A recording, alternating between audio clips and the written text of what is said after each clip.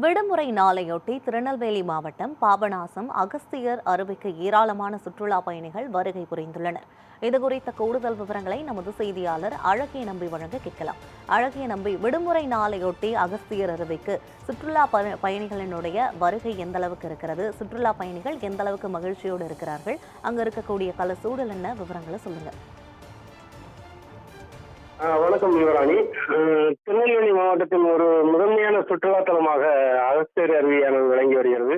அதாவது இந்த அருவியில் மட்டும்தான் ஆண்டின் 365 நாட்களும் தண்ணீர் விழக்கூடிய ஒரு அருவியாக விளங்கி வருகிறது. இதனால் இந்த அருவிக்கு தமிழ்நாடு மட்டுமின்றி அண்டை மாநிலங்களான கேரளா, தெலுங்கானா, பாண்டிச்சேரி உள்ளிட்ட மாநிலங்களிலிருந்தும் ஆண்டு முழுவதும் நாள்தோறும் சுற்றுலா பயணிகள் வந்து செல்லும் வண்ணம் உள்ளது. இந்த நிலையில் தற்போது தென்மேற்கு பருவமழை கால சீசன் நடந்து கொண்டிருக்கும் நிலையில் குற்றாலத்தில் கடந்த 2 நாட்களாக பெய்து வந்த சாரல் மழையால் குற்றாலம் அருவிகளில் இன்று காலை வரை அருவியில் குளிக்க தடை விதித்திருந்தனர். இதனால் ஏமாற்றமடைந்த குற்றாலத்திற்கு சுற்றுலா வந்த பயணிகள் ஏமாற்றமடைந்து உடனடியாக பாபநாசம் அகஸ்தியர் அருவிக்கு குவிய தொடங்கினர். இதையடுத்து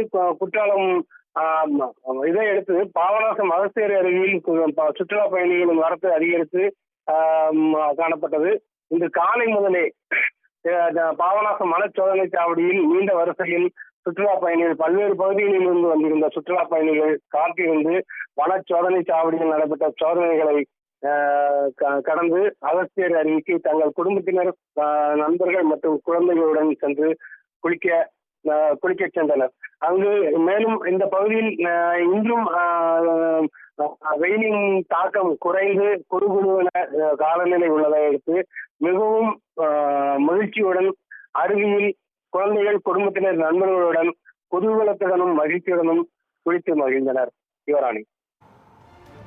விடுமுறை நாளையொட்டி அகஸ்தியர் அருவியில் சுற்றுலா பயணிகள் வருகை அதிகமாக இருக்கிறது. இதனால் அங்கு மகிழ்ச்சி அடைந்திருக்கிறார்கள். தொடர்பான விவரங்களை வழங்கியமைக்க நன்றி அழகிய நம்பி.